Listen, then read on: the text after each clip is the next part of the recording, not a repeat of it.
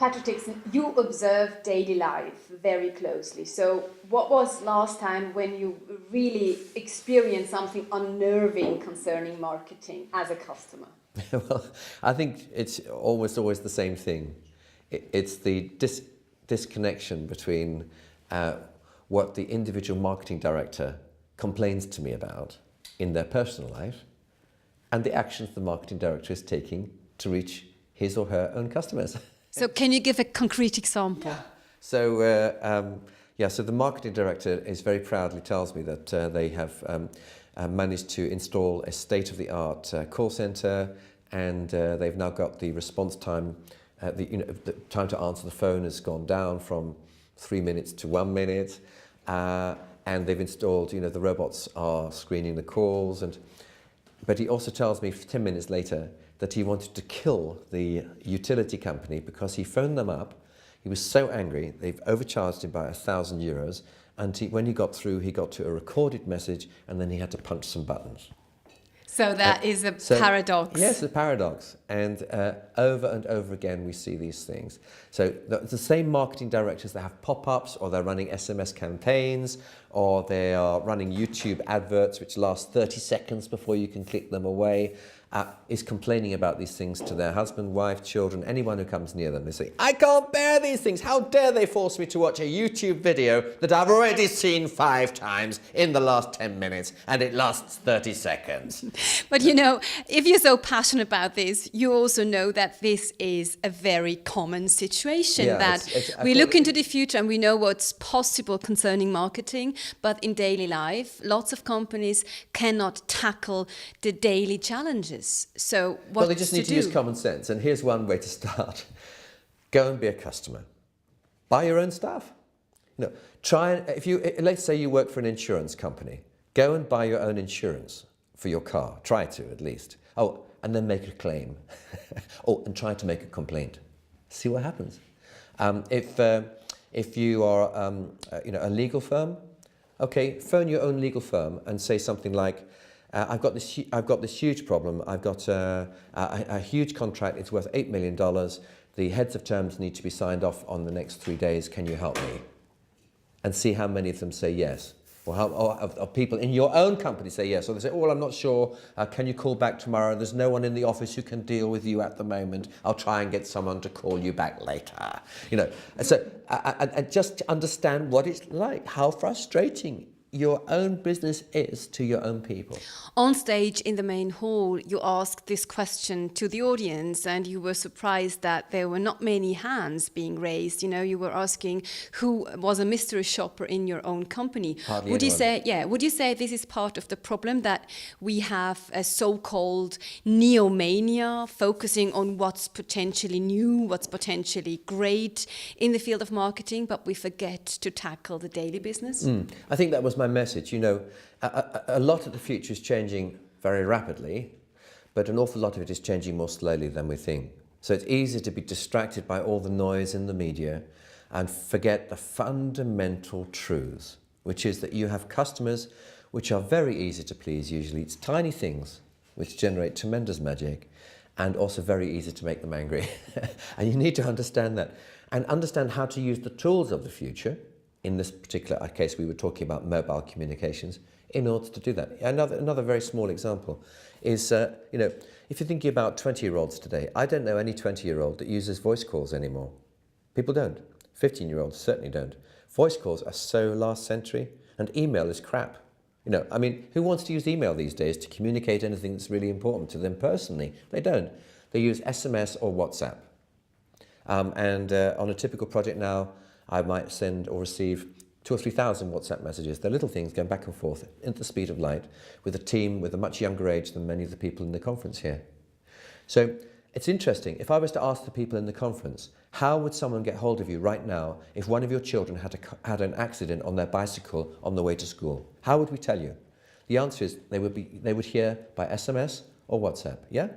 They're not going to hear by email. They're not going to hear by phone message, and they're certainly not going to hear by a voice call in the middle But that of a also conference. shows, how rapid technological change is going on. And we asked participants, what are your challenges facing digitization? And one person said, well, it's quite difficult being in a company to decide, where shall I invest? Shall I try to implement a great IT infrastructure and put my money in there? Or shall I focus on new trends, thinking about what trends will be dominant in the future? So this shows that lots of companies find it quite difficult to navigate. It does. And the answer to that is not found inside the company. It's found from your customers, talking to the customers, being a mystery shopper, trying to understand what it's like, as I say, to contact your company, to communicate with your company, and what it's like to be bombarded with all these marketing messages which you don't want from the company, and to understand how the customers like to be communicated with. I'll go back to the SMS or the WhatsApp thing. You see, if the customer is communicating with their best friends using SMS and WhatsApp, then why are we sending them emails? You don't need to have a technological revolution. It doesn't cost anything to use WhatsApp or SMS. And yet, these are tiny things. Allow me to interrupt you there. I don't like getting messages from companies on my mobile phones via a short text message. I don't like that. So you would rather write to me via email, even though I do communicate through short text messages. Well, so how will you get access to I challenge that, me? actually. I challenge that. I guarantee, I'll give you an example where I know you'd like it, okay? Let's suppose that you have a very bad car accident on the way home from this conference. That's quite a gloomy example, Mr. Dixon. Heaven forbid, okay? But actually, it was a fantastic service. They sorted you out. They had a rescue car on the spot. They arrived with a replacement car and the keys to the accident site. They made sure you're fine, that you didn't need any care. They gave you a form which they say that they would fill in themselves. They've towed the car away and they say it will be ready in 2 weeks' time, okay? Now, I know that you would probably be quite pleased to receive maybe every few hours another text. It says, your car has just arrived at X garage. This is the phone number of the garage if you wish to call them. But let's be honest, that is an example, involving death and life and damages. Yes. But most of the transactions, they're based on, consumer goods or small decisions. So I don't want to be contacted by a company, selling... Perhaps, I hate to say it, perhaps you're a different generation from the 20-year-olds. I accept that. Okay. Because what I'm hearing is, and I would say that SMS and WhatsApp is the only stuff I really take any notice of. I try to ignore the emails because even opening the email takes ages. I want to know what's going on. So, and I want to be in constant touch with what is happening. So, I want to know. I want to be inside the conversation. And yet you also mentioned the fact that impatience becomes quite a problem. That we hardly click a button more than 3 seconds watching a video. We're used to short text messages. What impact does our impatience have on marketing? Huge. And once again, I think this is the reason why we're moving to fast channels, why email's too slow. It takes too slow. I mean, it's just too slow. Even to open the browser, it's too slow. People haven't got 5 seconds to wait. If it's important, I want to see it. If it's not, I won't open it. And we discovered in the conference here today that 95% of people press the back button on a slow web page in 5 seconds. And we discovered that 90% of our audience get fed up with just about any process that takes more than 3 seconds. Emphasizing on the fact that we have become incredibly impatient. Incredibly impatient. So that's another way in which we need to be thinking about our marketing. So if we're driving, say, a marketing campaign which produces more telesales, for instance, telesales inquiries, my goodness me, we need to make sure that the switchboard can handle them. We will lose most of those marketing sales if we keep people hanging on for more than 20 seconds. Life's too short. And the same with e-commerce, that if you can shave, that's the beauty of Amazon, if you can shave 5 seconds of the time it takes to complete the purchase, that is from the point of choosing what you want and deciding how you want it delivered, to authorizing the payment. If you can take 5 seconds off that, you'll increase your market share by 5 to 10%, 15% easily. It's quite telling. I remember when in the market field, everyone said, well, the internet is the realm of the future, you know, open space, unlimited space. And then suddenly there came the ad blockers as a nightmare. So today, when you say that we have to look at our social media footprints, for example, TripAdvisor, how your hotel is being rated, now suddenly there come other obstacles along the way. Just yesterday, Swiss politicians discussed about this in Parliament. And for example, they said hotels should be allowed to have a lower prices on their website compared to all these, you know, e-bookers and marketing platforms, showing that there again will be other obstacles. So how shall a marketing company tackle these problems? Well, I think we learned today that most marketing directors hate marketing. Why we learned is that so? Because they hate being marketed at. When they're ordinary human beings, they hate the SMS messages. You've said yourself, you know, they don't like being bombarded with stuff. And they don't like the mail shots that come through the door. They don't like people phoning them. They don't like the TV ads. They wish they weren't there. They hate the radio ads. They don't like the things which interrupt their viewing online. So that's interesting. So we have marketing directors that can't stand marketing. So that tells us that we have to rethink how we communicate. Because what marketing directors here are telling us is that most marketing is irritating customers. Yeah? That's a shocking fact. So how can we turn that around? We spend this glorious budget, you know, billions of dollars a year, trying to communicate things to customers. And I've said what I believe the answer is, which is just rethink the word marketing and think of ourselves as communicators of information, revealers of truth, revealers of astonishing truth, which is relevant to you. So that we become guides, trusted guides on the journey to life.